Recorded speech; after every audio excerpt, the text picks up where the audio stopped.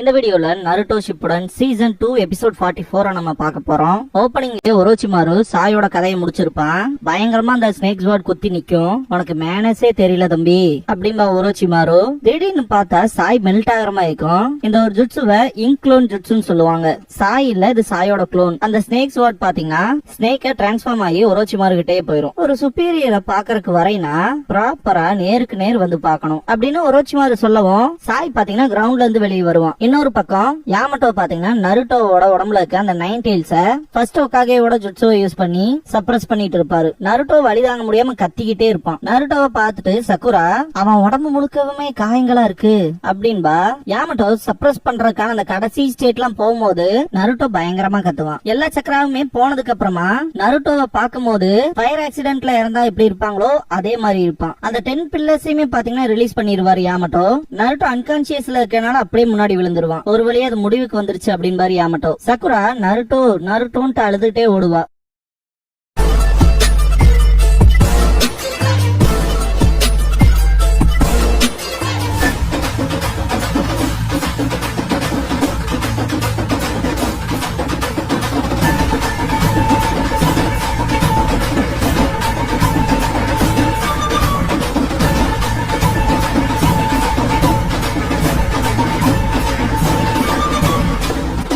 Opening song முடிஞ்சதுக்கு அப்புறமா சாய் கிட்ட காட்டுவாங்க.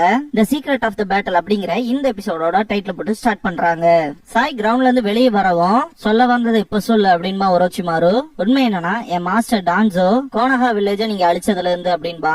தூரத்துல இருக்க யாமட்டோவோட க்ளோன் இது எல்லாத்தையுமே லிசன் பண்ணிட்டு தான் இருக்கும். சக்குரா அவளோட ஹீலிங் ஜுட்ஸை யூஸ் பண்ணி நருட்டோவை ஹீல் பண்ணுவா. நருட்டோக்குள்ள அந்த அப்பர் ஸ்கின் இல்லையா, அதனால சக்குரா மைண்ட்ல ஓடுற விஷயம் என்னன்னா ஹீல் பண்றது ஸ்லோவா இருந்தாலும் நருட்டோவோட ஸ்கின் பாத்தீங்கன்னா சீக்கிரமாவே டக்குன்னு கவர் ஆகும்.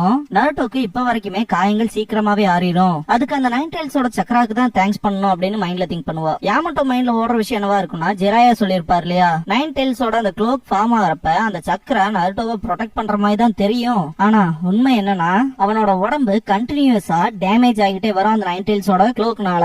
அந்த 4வது டெயில் வந்ததுக்கு அப்புறமா அவனை பாக்குறக்கே கொடூரமா இருந்தான். ரொம்பவே சீரியஸான இன்ஜுரிஸ அவன் உணர்ந்தாலும் அடிக்கிறத நிறுத்தவே இல்ல அப்படின்னு இருப்பாரு இல்லையா. அந்த விஷயத்த திங்க் பண்ணி பார்த்துட்டு மாஸ்டர் ஜெராயா சொன்ன 4th டெயில் இந்த அளவுக்கு இருக்கும்னு நான் கனவுலும் கூட எதிர்பார்க்கல அப்படின்னு யாமட்டோ திங்க் பண்ணுவாரு. சக்குரா ஹீல் பண்ணிட்டே இருக்கும்போது அவளுக்கு அடிபட்டு இருக்கும் இல்லையா, அந்த இடம் பயங்கரமா வலிக்கும். இருந்தாலுமே நருட்டோவை ஹீல் பண்ணுவா. நருட்டோவோட தோல் வளர்ந்துகிட்டே தான் இருக்கும். அவனோட முகத்துக்கிட்ட போகும்போது வலி தாங்க முடியாம துடிப்பான். இந்த பாயிண்ட்ல சக்குரா யாமட்டோ கிட்ட இதுக்கு முன்னாடி நருட்டோவை ஸ்டாப் பண்றதுக்கு ஒரு ஜுட்சுவை யூஸ் பண்ணீங்கல்ல, அதை எனக்கு சொல்லி தர முடியுமான்னு கேப்பா. அதுக்கான வாய்ப்பே இல்ல அப்படின்றுவாரு. சக்குரா பாவமா பாப்பா.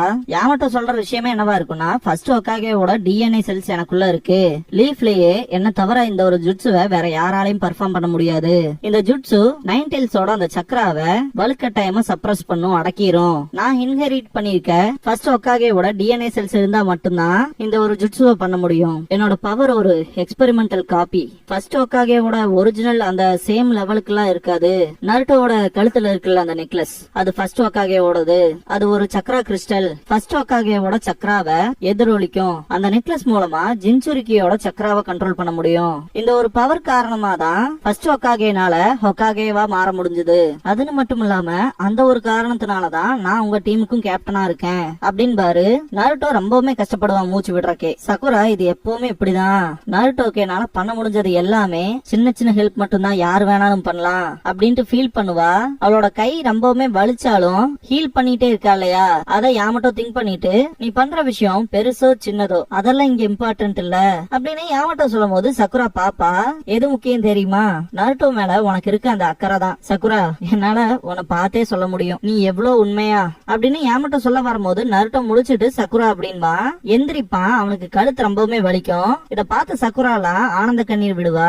இங்க என்ன ஆச்சு, நான் அந்த ஒரோச்சிமாருவை சேஸ் பண்ணி போனேன், அப்புறம் நான் என்ன பண்ணேன் அப்படின்னு சொல்லி கேட்பான். சக்குரா என்ன ஆச்சுன்னு சொல்லு, என்ன பிரச்சனை, ஏன் அழுகிறேன்னு சொல்லி கேட்பான். இல்ல கண்ணுல தூசி விழுந்துருச்சு அப்படின்னு சொல்லவும், எனக்கு தெரியும் அந்த சாய் அந்த பரதேசி நாய் தான் ஏதாவது பண்ணிருப்பான், நீ கேவலமா இருக்க, உனக்குள்ள மான்ஸ்டர் ஸ்ட்ரென்த் இருக்கு அப்படின்னு ஏதாவது சொல்லி உனக்கு கடுப்பேத்தி இருப்பான், அவனை விட மாட்டான் அப்படிங்கிற மாதிரி இருக்கும் போது சாயில இந்த மாதிரி எதுவுமே சொல்ல அப்படின்ட்டு இது எல்லாத்தையுமே சொன்னது இப்ப நீ தாண்டா அப்படின்னு வயிற்றுலயே குத்துவா.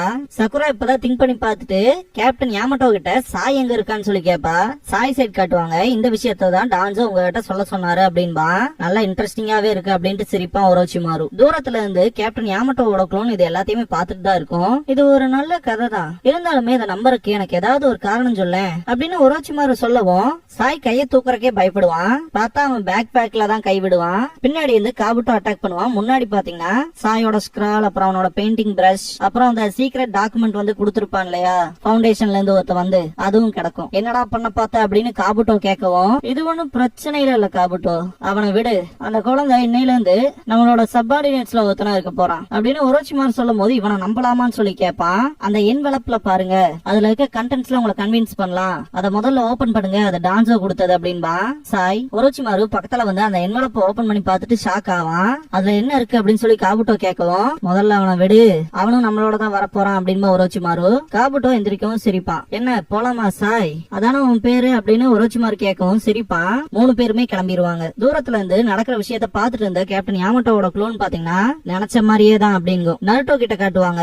வயிற்ற புடிச்சிட்டு கொண்டு இருப்பான். சக்குரா அடிச்ச அடி எப்படி. சக்குரா சாயை பத்தி யாமட்டோ கிட்ட கேட்கும் போது வயர்லெஸ்ல கம்யூனிகேட் ஆகும், ஒரே நிமிஷம் இருங்கன்ட்டு அதுல லிசன் பண்ணுவாரு. நருட்டோ எந்திரிச்சு அந்த டென்ஜி பிரிட்ஜ பாத்துட்டு ஷாக் ஆவான். ஏன்னா அவ்வளவு ஒரு டேமேஜ் நடந்திருக்கும் இல்லையா, அதனால கம்யூனிகேட் பண்ண கேப்டன் யாமட்டோவோட க்ளோன் பாத்தீங்கன்னா இந்த ஹாட் ஸ்பிரிங்ல அந்த 3 விதை இருக்கும் தெரியுங்களா, யாமட்டோ எடுத்து பாத்துட்டு இருந்திருப்பாருல, சோ அந்த விஷயத்த பாத்தீங்கன்னா ஹாட் ஸ்பிரிங்லயே பண்ணிருப்பாங்க.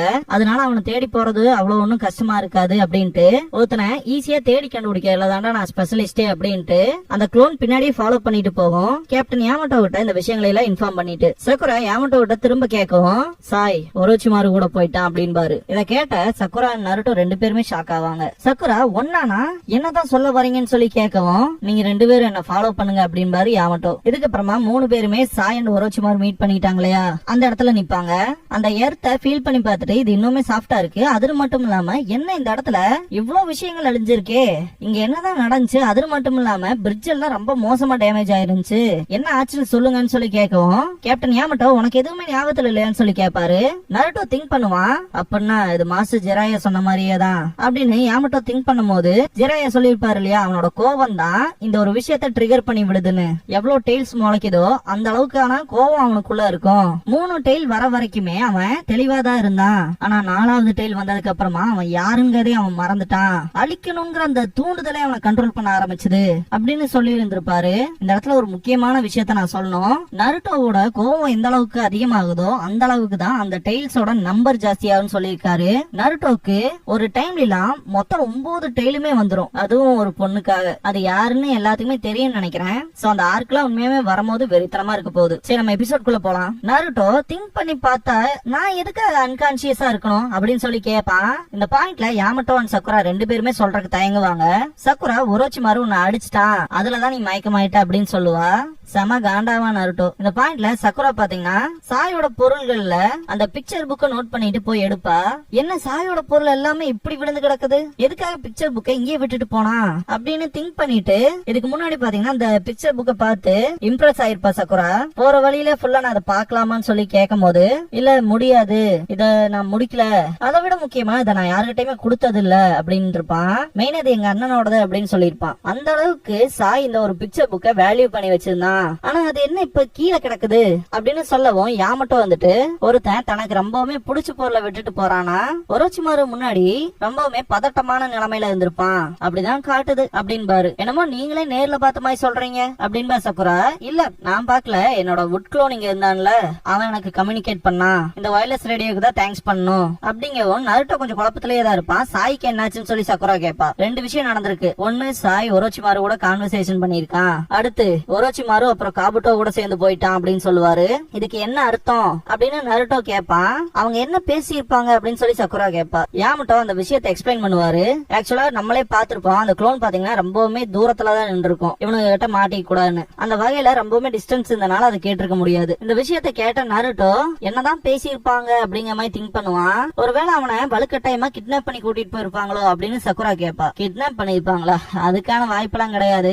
ஒரோச்சிமாருவ அவன் சொந்த விருப்பத்தோட தான் அப்ரோச் பண்ணிருக்கான். அப்புறம் என்னமோ அவனுக்கு கொடுத்திருக்கான். அத பாக்கும்போது ஒரோச்சிமாருவ இம்ப்ரெஸ் பண்றதுக்கு ட்ரை பண்ண மாதிரியே இருந்துச்சு அப்படின்னு யாமட்டோ சொல்லும் போதெல்லாம் நான் பார்த்தாலே நான் ரொம்பவுமே கடுப்பேத்தினது சாய் தான். அவன் என்னதான் அப்படி இருந்தாலும் நமக்கு துரோகம் பண்ணிருப்பானா என்னன்னு சொல்லி கேட்பான். இல்ல, அதுக்கான பாசிபிலிட்டி இருக்கு அப்படின்னு சொல்லுவா சக்குரா. சுனாடே வந்து சொல்லிருப்பாங்க இல்லையா, ரொம்ப வருஷத்துக்கு முன்னாடி வந்து டான்ஜோவும் செத்து போன சருட்டோபி சென்சேவும் தேர்ட் ஹோக்காகே பொசிஷனுக்கு போட்டி போட்டிருப்பாங்க. தேர்ட் ஹோக்காகே எல்லாம் வந்து டான்ஜோ இருந்திருக்க மாட்டான். ரொம்பவுமே கஷ்டமான மிலிட்டரி ஃபேக்ஷனை ரிஜிட் லாஜிக் அடிப்படையில நடத்திருப்பான். அப்புறம் சாயோட சுப்பீரியரும் கூடன்னு சுனாடே சொல்லியிருப்பாங்க. இந்த இறக்கமே இல்லாம அப்புறம் பாத்தீங்கன்னா இந்த சாய் வந்து எந்த ஒரு பொருளுக்குமே வந்து ஒரு பெரிய இம்பார்ட்டன்ஸ் கொடுக்க மாட்டான், அவனோட மிஷனுக்கு கொடுக்கறத விட. சோ அந்த மாதிரியான விஷயங்களை தான் வந்து ரிஜிட் லாஜிக்னு சொல்லுவாங்க. சுனாடேவை பொறுத்த வரைக்கும் அவங்க வந்து ஃபர்ஸ்ட் ஹோக்காகேவோட பேத்தி, அதுக்கப்புறமா தேர்ட் ஹோக்காகேவோட ஸ்டூடெண்டா இருந்திருக்காங்க. அதனாலயே டான்ஜோவுக்கு சுனாடே மேல ஒரு வெறுப்பு இருந்திருக்கும். அந்த விஷயத்தையும் சக்குரா கிட்ட சொல்லிருப்பாங்க. அதை திங்க் பண்ணி பார்த்துட்டு கேப்டன் யாமட்டோ கிட்ட டான்ஜோங்கிற பர்சனை பத்தி உங்களுக்கு தெரியுமான்னு சொல்லி கேப்பா. நல்லாவே தெரியும் அப்படின்பாரு. யாரவன்? அவனை பத்தி நான் கேள்விப்பட்டதே இல்லையே அப்படின்பா நருட்டோ. அவன் ஹாக் ஃபேக்ஷனோட மெம்பர், தேர்ட் ஹோக்காகேவை எதிர்த்தவங்க அப்படின்னு யாமட்டோ சொல்லுவாரு. சாயோட சுப்பீரியர்னு சக்குரா சொல்லுவா. அப்புறம் தேர்ட் ஹோக்காகேவோட வில்ல பத்தி கூட கவலையே படாத ஒரு கிழவன் அப்படின்பா சக்குரா. சாய் ஒரோச்சிமாருவை மீட் பண்ணதும் கூட டான்ஜோ சாய்க்கு கொடுத்த ஆர்டரா தான் இருக்கும் அப்படின்பாரு யாமட்டோ. கொஞ்ச நேரம் திங்க் பண்ணிட்டு இதுக்கான வாய்ப்பு இருக்கு, டான்ஜோ சாய்க்கு தனிப்பட்ட மிஷன் கொடுத்திருக்கலாம், நம்ம கிட்ட இருந்து செப்பரேட் ஆனதுக்கு அப்புறமா இந்த ஒரு டாப் சீக்ரெட் மிஷன் பண்றதுக்கு அவனும் தயாரா இருப்பான் அப்படின்னு யாமட்டோ சொல்லும் போதெல்லாம், அப்படின்னா அவன் இந்த ஒரு மிஷனையும் நம்மளையும் மொத்தமா என்ன யூஸ் பண்ணிட்டானா ஒரோச்சிமாரு கூட கான்டாக்ட்ல இருக்கணும்ங்கறக்காக அப்படின்னு செம கடுப்பாவா நருட்டோ. அதான் இங்க நடந்திருக்கு அப்படின்பா சக்குரா. இந்த ஒரு விஷயம் இப்படிதான் இருக்குங்கிற தியரிக்கு நம்மளால வர முடியாது, இருந்தாலுமே இது நடக்கிறதுக்கான சாத்திய கூறு இல்லைன்னு சொல்ல முடியாது. அதனால கேர்ஃபுல்லா லிசன் பண்ணுங்க அப்படின்ட்டு எனக்கு தெரிஞ்சு டான்ஜோ லீஃப் வில்லேஜ் அழிக்க ட்ரை பண்ணுவானோ அப்படின்னு யாமட்டோ சொல்லும் போது டான்ஜோ சிரிக்க மாதிரி காட்டுவாங்க.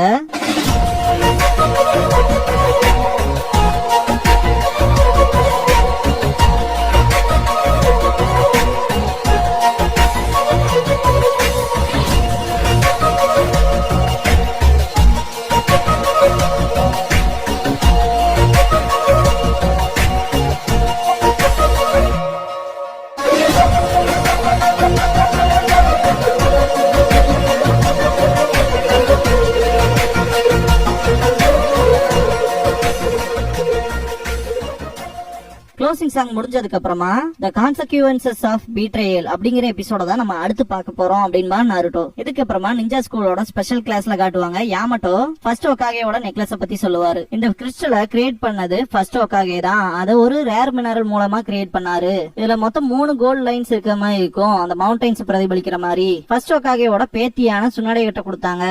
ஒரு தடவை சுனாடே அவங்களோட தம்பிக்கு அதை கிஃப்ட் பண்ணாங்க, நாவாக்கிக்கு. அதுக்கு அடுத்தபடியா டான் வாங்கினா. ஆனா அவங்க 2 பேர்த்தோட உயிருமே போர்க்களத்திலேயே போயிருச்சு. அந்த வகையில சுனாடேவை தவிர வேற யாரையுமே அது மாஸ்டரா ஏத்துக்கல. அந்த வகையில அந்த நெக்லஸை யாரு போட்டிருக்காங்களோ அவங்க இறந்துருவாங்கன்னு தான் ஒரு திங்கிங் இருந்துச்சு. ஆனா ரொம்ப வருஷம் கழிச்சு நாவாக்கி அண்ட் டான் கிட்ட இருந்த அதே நம்பிக்கையும் கனவும் உள்ள ஒரு சின்ன பையனான ஒருத்தனுக்கு கிடைச்சது. அவன் தான் நருட்டோ. அது ரொம்பவே மோசமா இருந்துச்சு. சுனாடேவோட ரொம்பவுமே கஷ்டமான ஒரு சூதாட்டம்னு கூட சொல்லலாம் அப்படின்பாரு. இதோட இந்த எபிசோட் முடியுது.